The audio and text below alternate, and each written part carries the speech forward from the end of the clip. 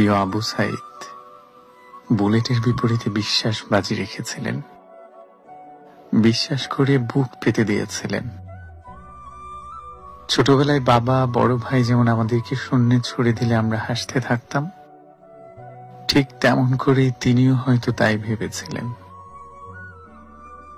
একই মানচিত্রে থেকে একই আলো বাতাসে বেড়ে ওঠে, একই ভাষায় কথা বলে যে কিনা আমাদেরই কারো বাবা ভাই, যার উপাধি রক্ষাকারী, সেই মানুষ কি করে বুকে বুলেট ছুটতে পারে?